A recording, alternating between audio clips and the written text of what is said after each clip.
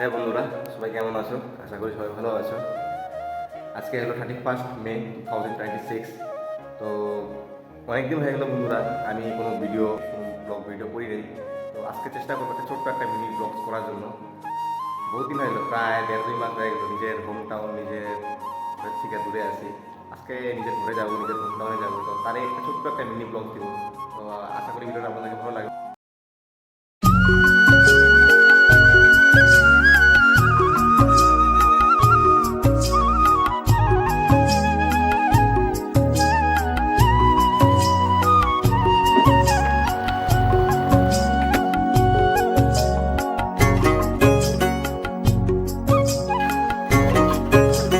রাত্রের কিছু বাসন ছিল, বাসনটা ধুয়ে নিলাম, কারণ 2-3 দিন আর বাইক নিয়ে আসা হবে না।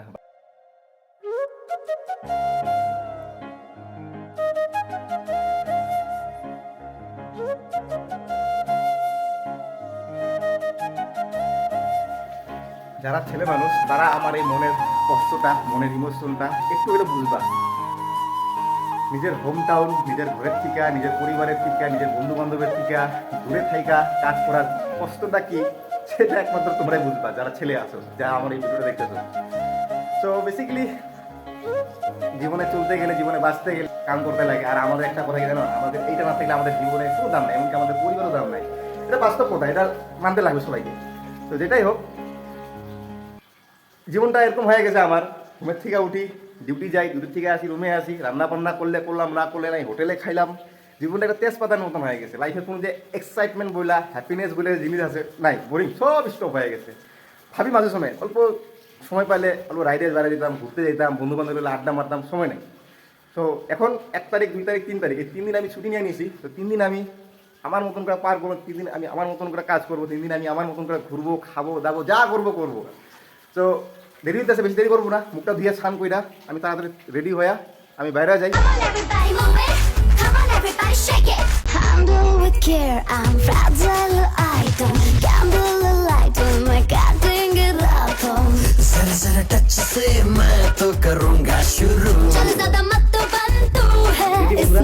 বাইরে এখন ঘর রুম তালা মারবো, তালা মেরে বাইরে যাবো। দেখে নিলাম অল্প চারদিকে দরজা জানলাগুলো দেখে নিলাম। তো আমি এখন বাইরে যাব, খুব তাড়াতাড়ি বাইরে হবো, কারণ আমাকে এখানে যাইতে লাগবে 3 থেকে 3.5 ঘন্টা। আমি আজকে ধরে নিলাম 4 ঘন্টা লাগবে, কারণ আস্তে আস্তে যাবো, ব্লগিং করে করে যাবো।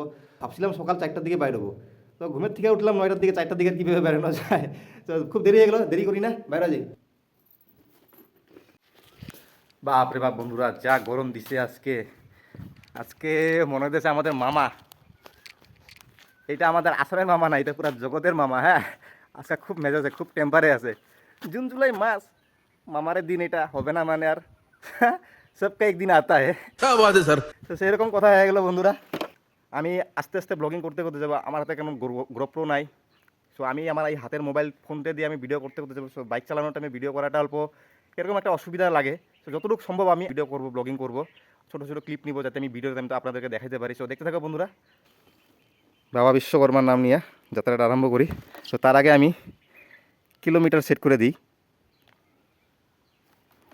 সো আমি এইখান থেকে আমি নিজের ঘর যাইতে আমি কত সময় লাগে, কত কিলোমিটার লাগে, সো আমি এটা এখানে ট্র্যাক করতে পারবো। সময়টা ট্র্যাক করতে পারবো না, এটা মোবাইলে ট্র্যাক করতে লাগে, বাট কিলোমিটারটা আমি এখানে ট্র্যাক করতে পারবো। আমার 100 কিলোমিটার চালাইলে বাইকের সার্ভিসিং, তেলও নাই বাইকে। সো দেখতে থাকো বন্ধুরা। কথায় বলে বন্ধুরা, খালি পেট দিমাগ কি বাত্তি নিয়ে জ্বলতি। তো তার কারণে আমি সকাল সকাল নিজের পেট পূজা করে আমি আমার বাঘের বাচ্চার, ড্যাট মিন্স আমার বাইকের পেট পূজা করিয়ে দিই। পেট পূজা করানোর পর ফুল এনার্জি সহকারে আমি আর আমার বাঘের বাচ্চা যাত্রা আরম্ভ করি।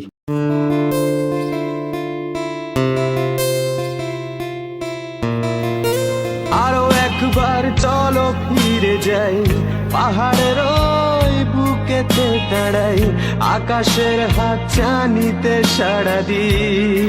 কি বন্ধুরা, অনেক সময়তে গাড়ি চালাইতেছি, শরীরটা খুব ব্যথা হয়ে গেছে।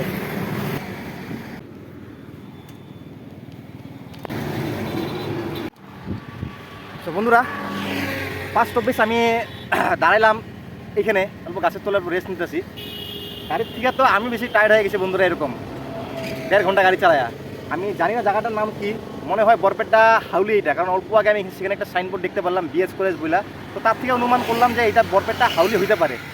তো নো ডাউট আমার গাড়িটা এক পিকআপে 400 থেকে 500 কিলোমিটার চালানো যায়, কারণ আমি গাড়িটা চালাইও দেখছি। যখন অল্প হাইওয়ের মধ্যে আমি গাড়িটা চালাই তখন আমাকে আপনার পিকআপটা কম কম মনে হয়, বাট আমি যখন সিটিতে গাড়িটা চালাই, টাউনে যখন গাড়িটা চালাই, গাড়ির মাইলেজও বিন্দাস পাওয়া যায়, গাড়িটা চালাইও মজা লাগে। যারা একটা বাইক কেনার স্বপ্ন দেখো, এক্সট্রিম 125R, এই গাড়িটারও তোমাদের অনেক কয়েকজনের স্বপ্ন আছে যারা যারা আমার ভিডিও দেখো বা কিনবাও বলে ভাবো। তো আমি একটাই কথা বলবো, তোমরা যদি বন্ধুরা জীবনে গাড়িটা কিনো ঠকবা না, বাট ওখানে একটা কথা কি, যারা স্পিড লাভার, গাড়িটা অল্প স্পিডে চালায় ভালো পাও, তো তাদের জন্য আমি প্রিফার করবো একটা অন্য গাড়ি। নো ডাউট আমার গাড়িটা আমি কিনা ঠকি নাই। একটা মজার কথা, তো আমার গাড়িটা কিনা হবে 1 বছর, আমি 1 বছরে গাড়িটাকে প্রায় 12,500 কিলোমিটার চালাইছি। এখন আমি 6 নাম্বার সার্ভিসিং দিব, তো তার কারণে আমি অল্প মাইলেজটা একটু কম পাইতেছি। অ্যাডভান্স উইশেস ফর মাই বাঘের বাচ্চা। তো many happy Returns of the day. আজকের দিনটাতে আমি আমার এই বাঘের বাচ্চাটাকে দেখতে গেছিলাম, অ্যান্ড কালকে 2 তারিখ আমি একে ঘরে নিয়ে আসি।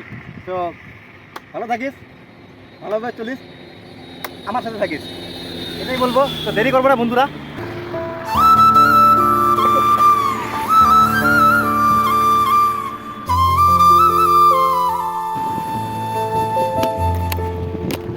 রাস্তার মধ্যে আর কোনো ব্লগিং করবো না, সিদ্ধা একবারে যেখানে দাঁড়াবো সেখানে এবার ব্লগিং করবো।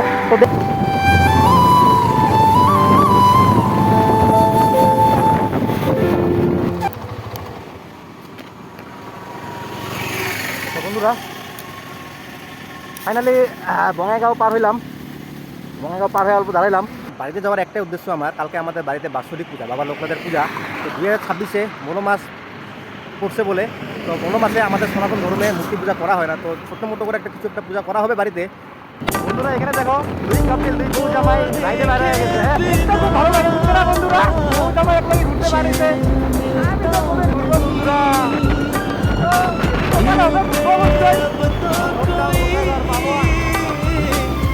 जोर चलता नहीं जादू है कैसे।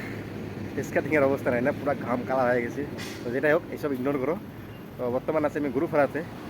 তো এখান থেকে আমার হোম টাউন গোসাইগাঁও আরও 15 থেকে 20 কিলোমিটার, আধা ঘন্টার মতো লাগবে। আধা ঘন্টা লাগবে না, বাইক যেহেতু বাইকে যাবো খুব তাড়াতাড়ি চলে যাবো, 15-20 মিনিটে পেয়ে যাবো। তো খুব কোমরটা ব্যথা হয়ে গেছে, তাই অল্প খাটিয়া পাইলাম বলে লম্বা হয়ে গেলাম। তো একবারে হোম টাউনে গোসাইগাঁও দেখা হইতেছে। তো বন্ধুরা ফাইনালি এসে গেলাম আমি আমার হোম টাউন, ভালোবাসার শহর গোসাইগাঁও। বন্ধুরা এখানে সমাপ্ত করবো। ভিডিওটা দেখার জন্য আপনাদেরকে অনেক ধন্যবাদ। তো থ্যাংক ইউ, বাই বাই।